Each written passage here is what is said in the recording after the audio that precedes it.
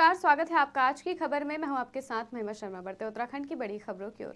शिक्षा मंत्री धन सिंह रावत आज हल्द्वानी पहुंचे, जहां उन्होंने राजकीय महिला इंटर कॉलेज में शिक्षा विभाग में नवनियुक्त हुए 48 सहायक अध्यापकों को नियुक्ति पत्र वितरित किए।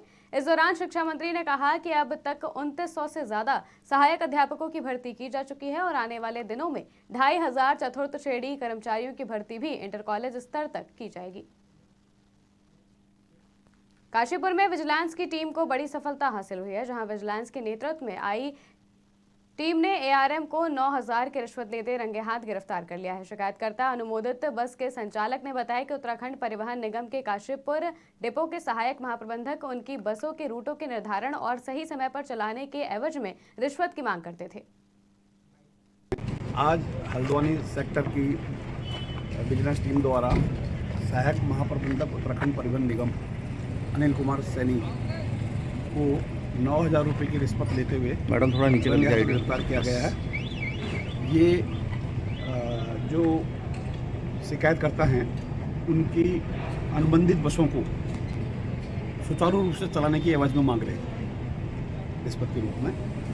तो वो नहीं देना चाहते थे रिश्वत और कार्रवाई चाहते थे, तो कार्रवाई आज की गई है और अब उनको अरेस्ट करके कार्रवाई की जा रही है। इनके घर की खाना तलाशी ली जा रही है, जो उनका आवास है, और फिर इसको हल्द्वानी सत्ता सेक्टर में ले जाकर विधिक कार्रवाई जो भी है उचित तो की जाएगी। आरोप ये आज महीना लेते हैं, महीना लेने के बाद भी बावजूद कौन लेते हैं?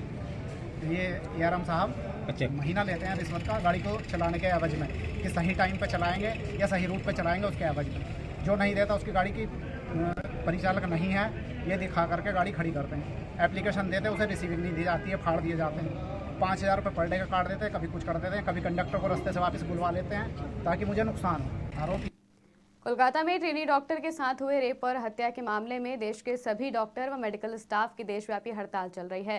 तो वहीं आज रानीखेत में डॉक्टर और मेडिकल स्टाफ ने 24 घंटे के लिए कार्य बहिष्कार किया। डॉक्टरों और मेडिकल स्टाफ की हड़ताल से मरीजों को काफी परेशानियों का सामना करना पड़ा। हालांकि इमरजेंसी में डॉक्टरों के द्वारा मरीजों को देखा गया। रानीखेत के प्राइवेट डॉक्टर और मेडिकल स्टोर संचालकों के साथ रानीखेत के व्यापारियों ने भी अस्पताल परिसर में पहुंचकर अपना समर्थन दिया। आज हम लोग जो ये अनशन में बैठे हैं, जैसा कि आप लोगों को सबको पता है, पूरे देश भर में आज एक आक्रोश का माहौल बना हुआ है, जो कि कोलकाता में जो एक ट्रेनी डॉक्टर के साथ जो एक उनके साथ एक गैंगरेप और एक उनकी हत्या कर दी गई, एक बहुत ही विभत्स कर देने वाला, एक दिल दहला देने वाला जो कृत्य हुआ है, उसके खिलाफ हम लोग भी अपना रानीखेत क्षेत्र से हम लोग रानीखेत प्रांतीय चिकित्सा सेवा संघ की ओर से एक अपना विरोध प्रकट कर रहे हैं। और आने वाले समय में जैसा कि हमें केंद्रीय कार्यकारिणी से अभी हमें जो डायरेक्शंस मिली हैं, उसमें हमें ये कहा गया है कि 24 घंटे का हम लोग इसमें कार्य बहिष्कार कर रहे हैं। केवल इमरजेंसी सेवाएं, पोस्टमार्टम और वीआईपी ड्यूटीज़ हम लोग देंगे और 24 घंटे के बाद अगर कोई ऊपर से कोई और आगे फर्दर एक्शन के लिए हमें बोला जाता है या इसी स्ट्राइक को आगे कंटिन्यू करना पड़ा तो हम लोग उसको आगे कंटिन्यू करेंगे। आज कोलकाता में महिला चिकित्सक और रुद्रपुर में स्टाफ नर्स के साथ हुई दरिंदगी के खिलाफ निजी और सरकारी चिकित्सकों और स्वास्थ्य कर्मियों ने ओपीडी का बहिष्कार करते हुए प्रदर्शन कर रहे हैं। वहीं उधम सिंह नगर में कोलकाता में मेडिकल की छात्रा से दरिंदगी के खिलाफ चिकित्सकों में आक्रोश है।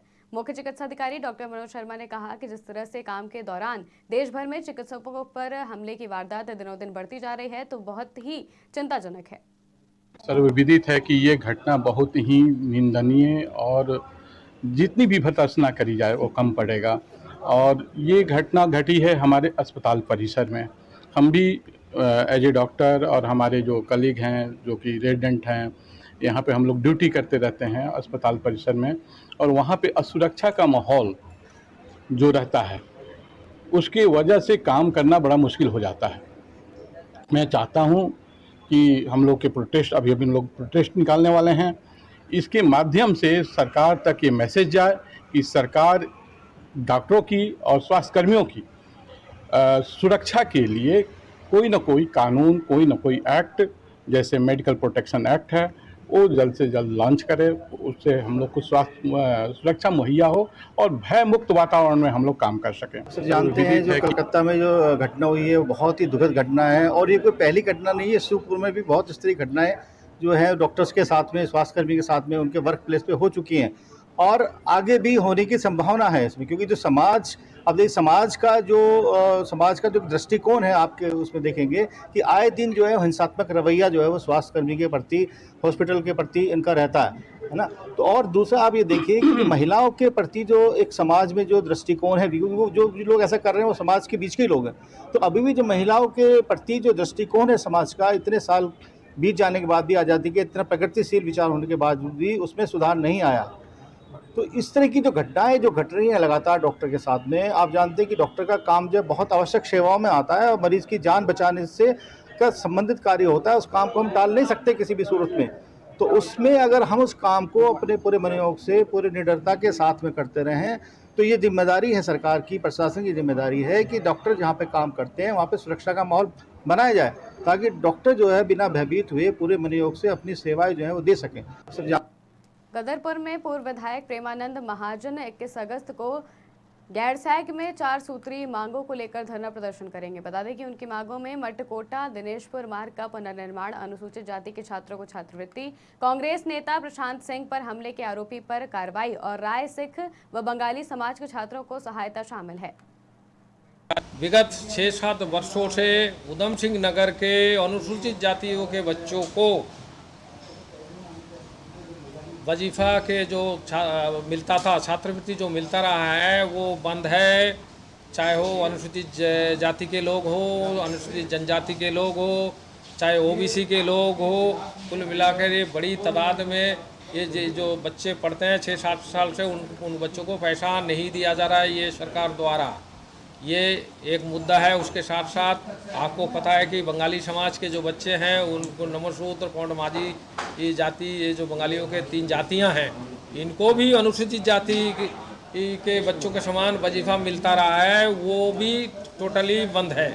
इसके साथ साथ पूर्व कांग्रेस के कार्यकाल में जो हरीश रावत जी जब मुख्यमंत्री थे तो उन्होंने बंगाली समाज के बच्चों की पढ़ाई के लिए, उच्च शिक्षा के लिए उन्होंने गुरुचा ठाकुर के नाम से 2 करोड़ का एक कोष का निर्माण किया था, उसको भी बट्टे खाते में डाल रखा है।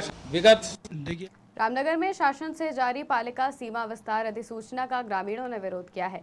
एसडीएम राहुल शाह के माध्यम से अपने गांव को पालिका में शामिल करने का एक ज्ञापन प्रदेश के मुखिया धामी व कुमाऊं कमिश्नर एवं डीएम नैनीताल को भेजा है। शनिवार को एडवोकेट फैजुल हक, कांग्रेसी नेता जावेद खान व समाज सेवी आदिल खान के नेतृत्व में 3 गांव के ग्रामीणों ने विरोध प्रदर्शन कर अपने गांव को पालिका सीमा विस्तार अधिसूचना में शामिल करने की मांग की।